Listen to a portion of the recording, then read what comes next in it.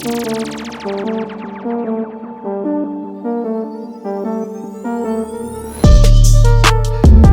back to the Shut the Hell Up and Sell podcast. My name is 𝘊𝘰𝘳𝘊𝘰𝘳𝘐𝑺, the author and the host of Shut the Hell Up and Sell. Hey, I want to welcome you guys into another fantastic episode. This has again been such an honor and a joy for me. It's just a ton of fun to talk shop, and I hope that you guys are getting a ton of value from this. If you are, rate us 5 stars, man. Rate us 5 stars. Tell your friends. And let us know what you're thinking about this. I think also on Spotify, you can leave me voicemails. You can leave me voice messages, and I'd love nothing more than to respond to those on this platform. Also, make sure that you're subscribed to it on YouTube as well. So we're trying to get this message out. We're trying to change the world of sales, and the only way that I know how, which is every way possible on every platform. So make sure that you subscribe. If you are enjoying this, subscribe and support us wherever you're at, and support these wonderful guests, like my guest today, who has a really cool name. Dude, I wish I had a name like yours. I'm starting to think that it's fake. I think, is this like your stage name? As I have Ryan Fox, like a cool sales name. Is that your stage name? Totally a stage name. Your real name is like, I don't know, like, you know what, speaking of that, do you remember Clark Gable? Okay. Clark Gable had like some, like, he had some, oh my God, it's like, someone that's listening to this, you let me know in the messages or whatever, or send me a DM. If you send me a direct message and tell me what Clark Gable's real name was, and you're the first one to do it, I'll send you a shirt. But it's something like just corny. It was like, so Ryan, your real name is not, is it corny or? No, it's Ryan Fox. Yeah. Well, dude, I welcome onto the pod. I've been looking forward to having a convo with you for a while, man. So this is our first time doing it live, and we're doing it with a global audience. So why don't we start this thing off with just kind of introducing you to the audience? Tell me what you do, and tell me how you're impacting the world of sales. Well, I'm now no longer in sales. I got out. Well, yeah. However, I'll get back to that a little bit, because I realize now, being out of sales, that you never get out of sales. How about that? So we'll come back to that. So I work for Bloomberg Intelligence. I'm an analyst now, and I cover the corrugated packaging industry. And so I spent the last, previous to this job, I was in sales for 25 years. I started very young. What, like 13? My first job was at 16. And nice. So I started in retail, and I spent about 8 years in retail sales. Yeah. And then I spent another almost 10 years-ish in like manufacturing sales, B2B. Mm-hmm. And then I did a little extra B2B as a distributor and broker and things like that. So okay.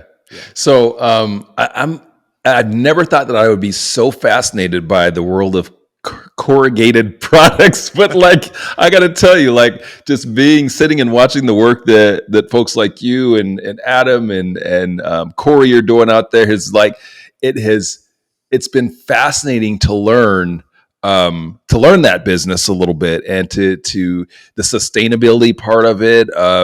It's been really interesting. So tell me where it started for you. So 25 years now. Yeah. In sales, prior to becoming an analyst for Bloomberg. Tell me what your first sales gig was. What was that first one? So I grew up between DC and Baltimore in Maryland, and worked at a small shoe store. We were paid on commission. There was no salary. There was no hourly. In fact, it was an unwritten rule. There were several unwritten rules, but the first unwritten rule was, if we ever have to pay you your minimum wage, you won't be working here very long. Okay. So when we started, I think my commission rate was 8%, which was fantastic, because this was the mid 90s. Jordans were in full swing. Oh yeah. Timberland boots. Oh, you're doing athletic shoes. Oh yeah. Yeah. Yes. This was an athlete's foot shoe store. We had the highest sales dollars per square foot in, I think, at least in the Eastern Seaboard. This whole store was 1,100 square feet. Everything, showroom, stock room, the whole deal. Mm-hmm. You had enough room in there to get maybe 5 customers, 6 customers, and we were slinging shoes out of there like it was nobody's business. And I You are, learned very quickly. We had a couple very, very good salespeople, uh-huh. and I'll never forget the first day this happened to me. One of the guys, his name was Damien. Damien is the epitome of a great salesperson. A lot of like very dynamic, very energetic, was a hawk, right? Every time somebody's coming in the door, he's like, "This is my up. I'm selling them." Mm-hmm. And I remember this guy comes in and Damien swoops in there and he's like, "How can I help you, sir?" And and the guy walks down and grabs a pair of Chuck Taylors. Okay. Now, back then, Chuck Taylors were like $25. Uh-huh. And Damien's like, "Pass. Ryan will help you with this." Well, I was a new guy and I was like, "Okay, sure. I'll help you with this." We get a Brannock device, which is the little thing you measure your foot with, and we measure his feet. And That's what it's called? It's called the Brannock device. Yep. Wow. Okay. And so I measure his feet because Chuck Taylors tend to run a little bit big. So you kind of know when you measure somebody's foot, you kind of know what they're going to do. So I measure his foot and I bring out some Chucks. He's like, "Oh, these are good."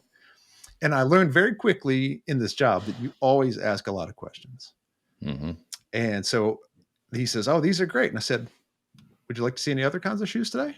And he says, "As a matter of fact, I would." And he walks up to the shoe wall and he picks up the Air Max 95s. And he's like, "I'd love to see these." I was like, "Okay." Now these are $140 there. And I turn around and Damien has got blood on his lips.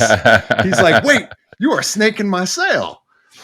And so I ended up having a conversation with the gentleman. He didn't buy the Air Max 95s. We did sell him a very nice set of running shoes. And I asked him again, "Is there another pair of shoes you'd like to see?" And he buys another pair of tennis shoes. He ends up buying 4 pairs of shoes that day. Wow. Yeah. And so in the industry, we were calling that a 4-bagger. And it was like kind of ring the bell kind of thing, because you don't really have a whole lot of times when people buy 4 pairs of shoes at once. Mm-hmm. And I just remember going, don't underestimate the customer. Don't underestimate the possibility of what's coming in the door. Sit with the people, ask lots of questions, and let's see what happens. Wow. How many of you guys out there listening to this that are in a solution sales environment can connect with that? I mean, I know that I can. Like, it's asking questions. And, like in the book, I talk about the concept of going to what else, right? To get more information. What else? What more? Asking those sorts of questions. And that's what you did.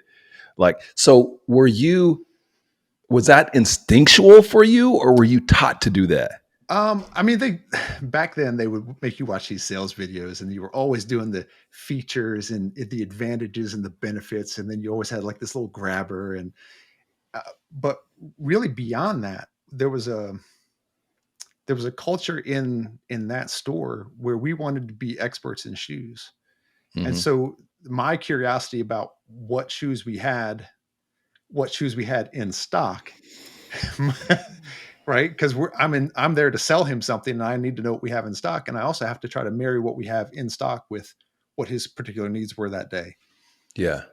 Wow. So a lot of curiosity, just a lot of asking questions, and a lot of trying to narrow down, it's not just that he wanted a pair of shoes. He wanted a pair of shoes to do a certain thing. Yeah. And so understanding what his goals and purposes were, even on a stupid shoe level, was important to being successful. Wow.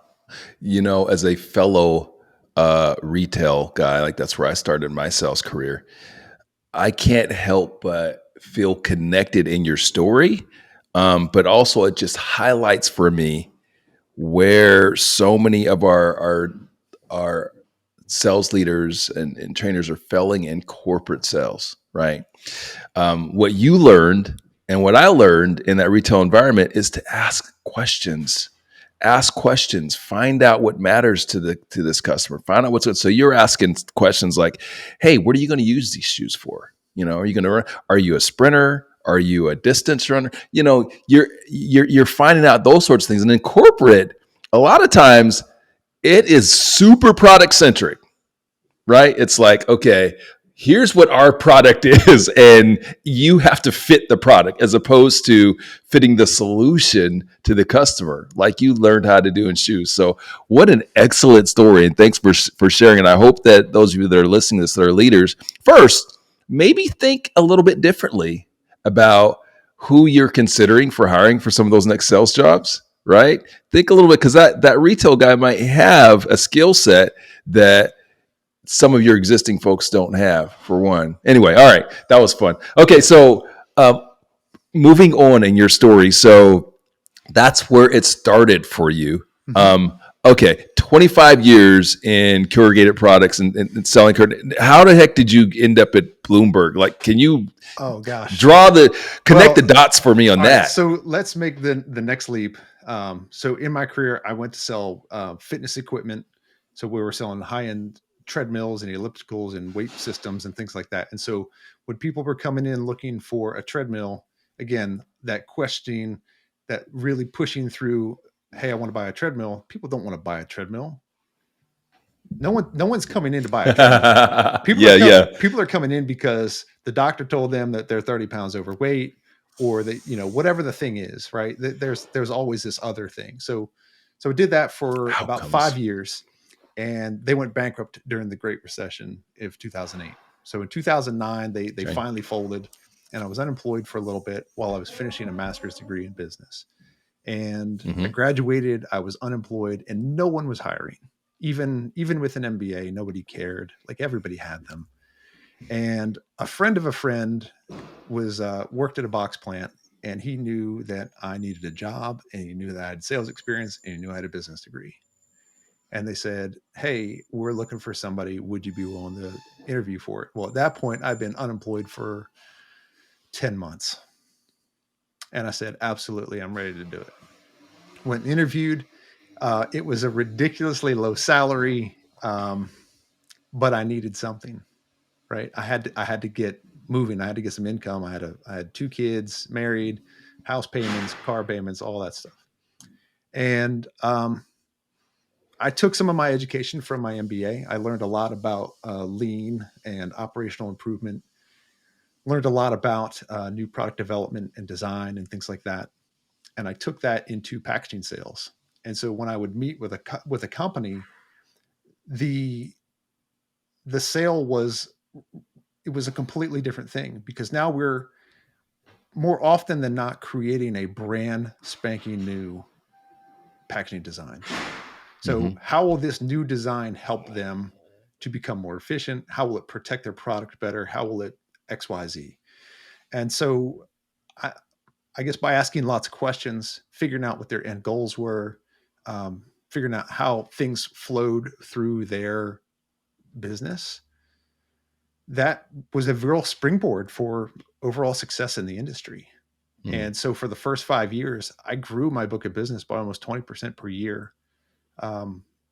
Just by being a hustler, by turning quotes over quickly, following through, and always looking to sell that, hey, we have a solution for your problem. And it came after I had learned everything I learned by asking some good questions of them. It's funny. That's full circle, right? Right. The same. It's basically the same philosophy, or let's say more foundational truth that you learned while you were in retail, right? Yeah, and what's interesting, in business school, they started using words that I think people, maybe they get caught up in the fact that it's a novel concept, or they use words like value proposition. I love this. And I love it because a lot of people, they like to think of it as something else. Whereas I look at it and I say, a value proposition is a very simple statement. I'm going to show you the value that I bring, that this packaging solution brings. And in exchange for this, you're going to pay me for it. There is an exchanging of value. And when I do my job and I show you exactly the value that we're going to bring to you, And hopefully my value exceeds what you're going to pay or is even with what you pay so that you feel like you win too. Mm-hmm. Then it's all over. Done deal. Oh, I love that. I love that. Guys, rewind that. Listen to that again. I love it. Okay. So take me to Bloomberg. All right. So Bloomberg, 2019, I'm working as a distributor and I was approached by a headhunter and they said, "Hey, we see you have experience selling corrugated. We see you have an MBA. How do you feel about data?" And I said, "I love data." And so here I'm going to tell you what I told them. One of the things that I tried to do was I tried to be a work smarter, not just work harder guy. So I would Mm-hmm. do my own like a hit miss report. And some people don't even know what that is. It's like when you put out a quote, if you don't get it, why did you not get it? So on a monthly Mm-hmm. basis, I would figure out how many quotes I put out and I'd say, okay, how many of these did I win and how many of these did I lose? And if I lost, I would try to find a way to follow up with that company and go, "Hey, why did I lose?" And there are a lot of times they don't tell you, but Mm-hmm. there are a lot of times where they will tell you, "Hey, listen, we really like you, your company, this, that, or the other. Well, but at the end of the day, here's what happened." Okay. Well, how did you feel about the price I put forward? And so by getting some of that feedback, I was able to narrow in on where the market was, and I could do a couple different things with that data.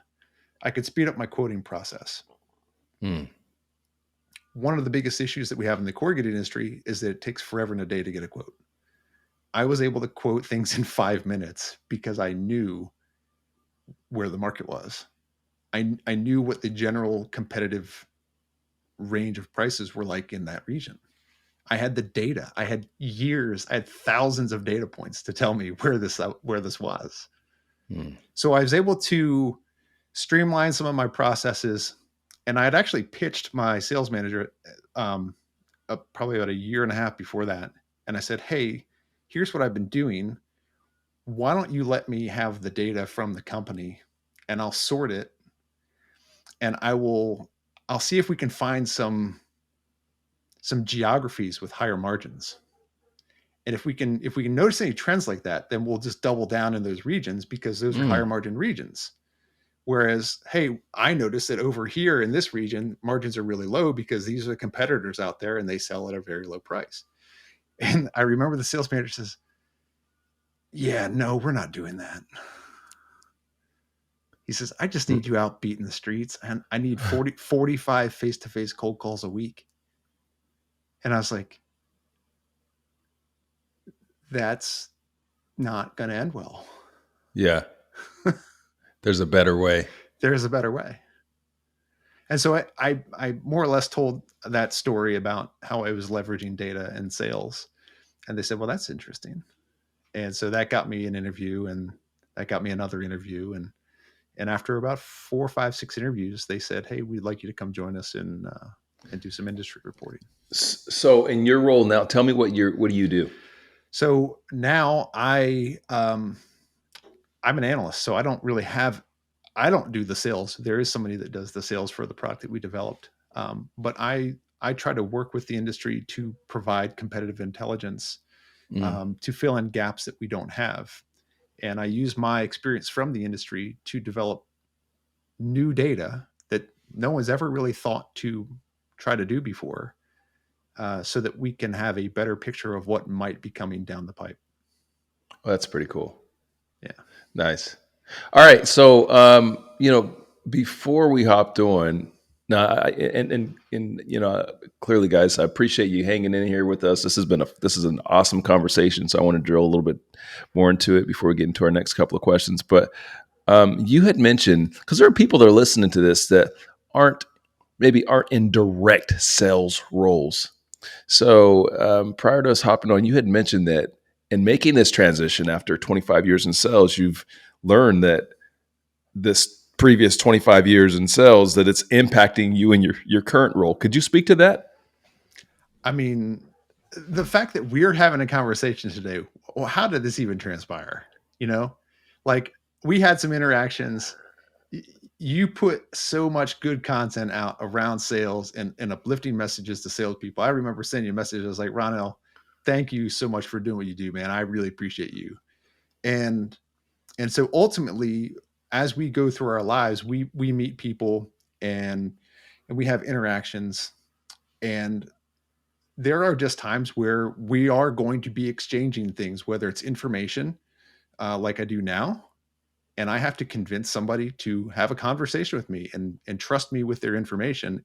And in return, sometimes I don't necessarily give them new information, but sometimes I can give them new information.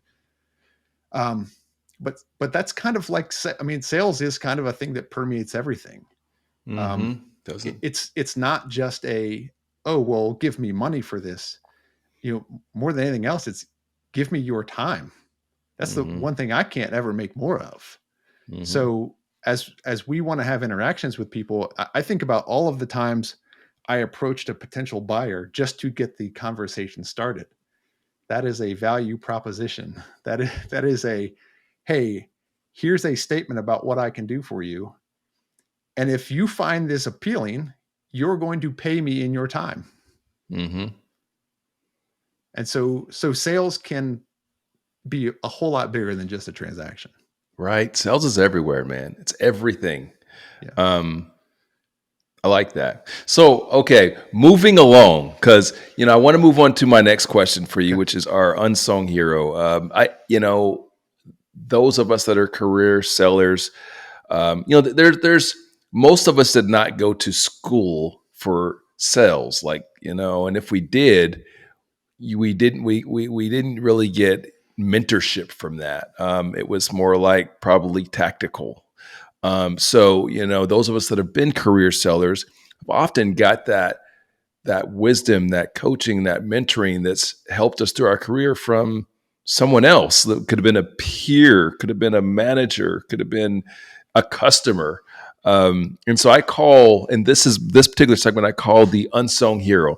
This is an opportunity to shout out someone that made an impact in your career, in your life. Maybe someone that doesn't know that they did. Maybe it was casual. Maybe it was more formal. But it's your choice. Whoever you want to share, tell us about them, and let's shout them out.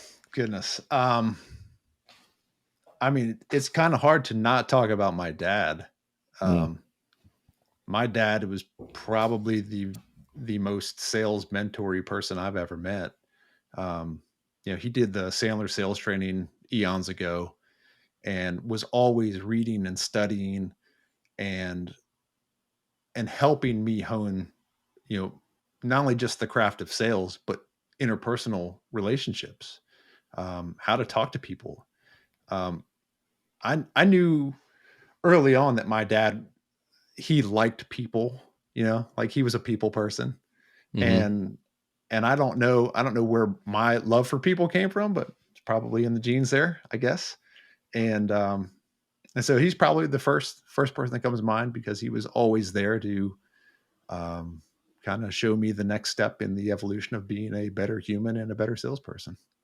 Wow. Shout out to your dad, man. Yeah, I don't think there's any, at least for me, any stronger influence than those people that are in your house, right? Right. I've got 2 kids myself, and I often say we get 18 years not to mess them up. But now what I've learned is that now that my kids are both over 18, is that it never ends. It never ends. It never ends, man. I call my mom all the time and my dad. So yeah, it never ends. So shout out to your dad. Thank you for sharing that. Okay, my next question for you. You've already shared such an amazing story about kind of the start of your career, and I love that. I love the relationship building aspect. I love understanding how to create real value. I think that's a tremendous lesson for folks to take from this podcast. But what I'd like to ask you for next is some practical, pragmatic, simple direction or advice, something that someone that's listening to this podcast can take away from this episode and apply to their business.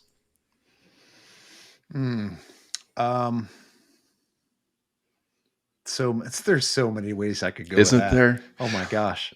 I think from a salesperson standpoint, something that we all overlook but something that was very meaningful to me was having a very high level understanding of lean manufacturing and how sales could be viewed as manufacturing. So in manufacturing, there's an acronym called downtime, and downtime stands for defects, overproduction, waiting, non-utilized talent, transportation, inventory, motion, and extra processing. Okay. So,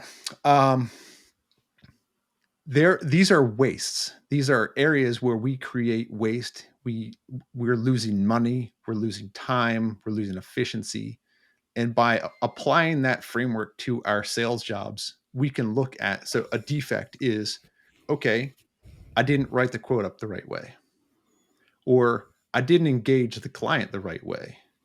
And so it's a bad product straight out of the gate. Mm-hmm. Okay. So by looking and kind of analyzing how we do what we do, we can start to see areas of waste that make us better, that make us more efficient, that make us higher profitability, right? Because now we don't have, like, if we can address how many times we had that defect, is there a root cause that we can trace to why that defect occurred? Mm-hmm. Overproduction. How much effort did you put into this to produce that widget? Is there a root cause that you can identify to show you every single time you had to put in all of this effort for this sale, and was it worth it? Waiting. How many times in the sales process are we left waiting, and why? Can we trace that to a root cause? Can we address it? Non-utilized talent. What part of the sales process are you not utilizing your talent in? Stop doing those things. Outsource it. Figure out a way to have maximal uptime. Transportation. I was in outside sales. I drove 50,000 miles a year. Transportation is a killer. Okay. So are there ways? Hey, Zoom is a great thing. Are there ways to have meetings where you don't have to waste your time in transportation? Inventory, not so much a big deal in sales, but maybe you look at that as your pipeline, your sales process. You're building an inventory of potential customers. How well are you managing that? Let's see, motion. Again, that's all of the mechanics of how a sale could happen. Whether it's, if you're at a big corporation, you've got a process. Some of these guys are ISO 9001, and there's a process for everything. I mean, I remember the last major company I worked for, I'd have to submit a design request. The design request would get looked at by the designer. He'd give it to the customer service manager.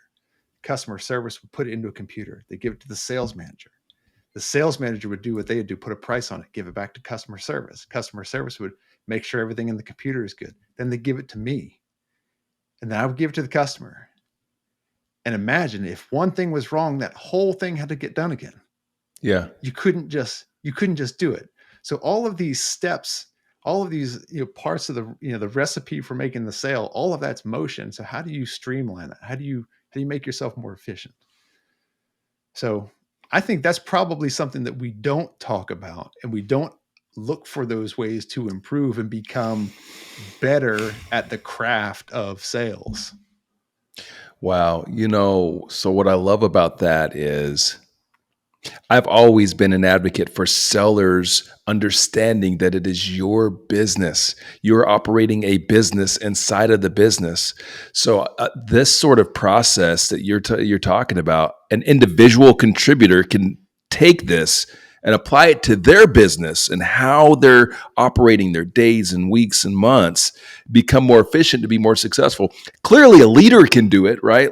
But everyone in the chain, in the sales, in that sales chain, can take this sort of process and apply it to what they're doing to be more successful. So guys, man, rewind this, guys. Look in the transcripts. The transcripts will be there. I think even just taking a couple of those steps and becoming more efficient, becoming more leaner will help you to be more successful. So you take one of them, cut out some of that waste. You'll become more efficient. I love that. Ryan, that was absolutely a great tactic, a great strategy. It's a better way to put it. A great strategy for people to employ. So thank you for sharing it, my man. Yeah. That was fire. All right. So as we're coming to the end of our podcast, although we could do this for a lot longer, but hey, I know you guys are sellers out there, and you need to get out there and make some sales, and you need me and Ryan to shut the hell up so you can go sell. But I know that you can take some fantastic wisdom that Ryan shared from this podcast. Ryan, people want to connect with you. What's the best way for them to do that? Yeah, I mean, LinkedIn's an easy way to do it. We were commenting how crazy LinkedIn is earlier, but it's still a great way to connect. You'll get to see me post pictures celebrating the corrugated box industry, occasionally sharing some insights of what's happening in the marketplace. And yeah, it's an easy way to do it right there.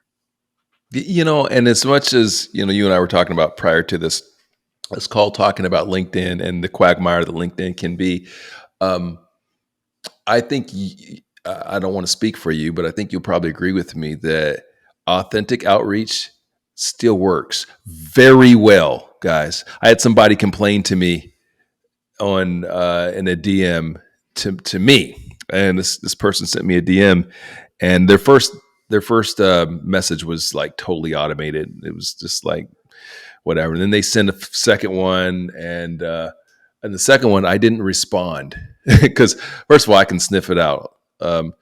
And the guy was like, well, okay, then, kind of like, screw you. Right? He's like, well, screw you then. Right. And he's like, yeah, that's why LinkedIn sucks, because people don't reply to messages and everything. And so I took the time to reply to him, and I hope he received it the right way. And I told him that, first, you're going to get out of it what you put into it. So if you put that sort of energy, that negative energy, you're going to get negativity out, for one. And two, if you are authentic in your outreach and you're reaching out to people that you have alignment with, and it's not totally rando, automated stuff, you're going to have terrific results, and you're going to meet great people like you and I. Like we're living proof. Like we've connected through LinkedIn and through LinkedIn DM, and yes.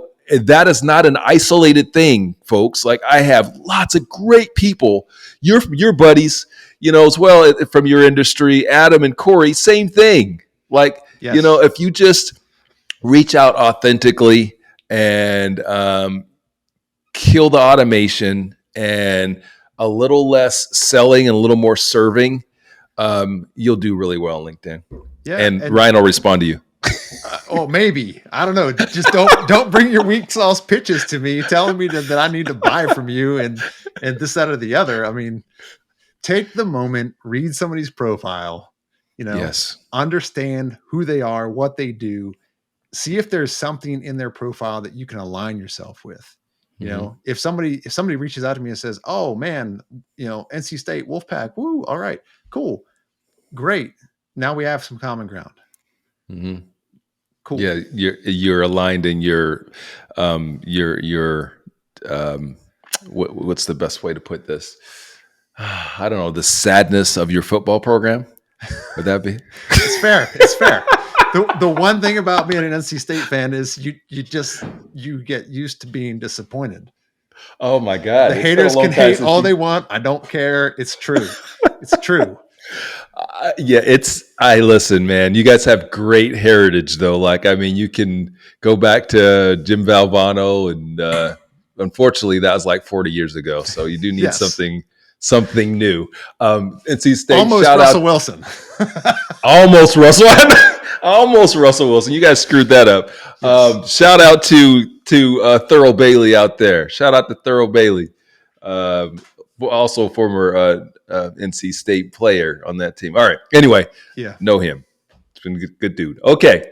Well, Ryan, this has been a blast, man. Again, I appreciate you. All of you out there listening to us, and in your car or in your office, wherever you're at your home, whatever you're at, man, we appreciate you. I appreciate you. I thank you for honoring us with your time. And again, if you dig this, please write us a review. Give us 5 stars. Buy the book. Hey, listen, it matters, man. If you feel like you're getting some value from this stuff, get the book. Invest in yourself. It's on audio as well. Yeah. But if you have not, Yes, 2 hours on Audible. Do it. man. Go hop on a flight. Boom. You get to hear this voice. If you don't like my voice, I don't know what to tell you, but hopefully you do. Hopefully you do. But hey, guys, as I leave you, I will tell you what we always tell you. Now, again, Ryan dropped some wisdom bombs. So rewind. Make sure you check those out again. Take notes. This is valuable stuff. But if you don't remember anything from what we've said from the book, remember the simple thing. Shh. Say less, and you're going to sell more. All right. Peace out. We'll see you guys next time. Hey guys, it's Ronell, and I just wanted to thank you for listening to this episode of the Shut the Hell Up and Sell podcast. If you liked it, please rate us 5 stars on whichever podcasting platform you're listening to this on. And while you're at it, punch that subscribe button. That way you get notified every time we drop a brand new episode. Hey, I'd also appreciate it if you went to our website, 𝘊𝘯𝘢𝘺𝘊𝘰𝘳𝘳𝘠𝑒𝑙𝑢𝑝 and became a member. It's absolutely free, and you'll have the opportunity to listen to previous episodes of our podcast, check out some of our free courses, get a copy of the book, and we'll send you sales tips and motivational nuggets from time to time. Lastly, if you'd like to book me for either appearances or speaking engagements, just send an email to my team at team@shutthehellupandSell.com.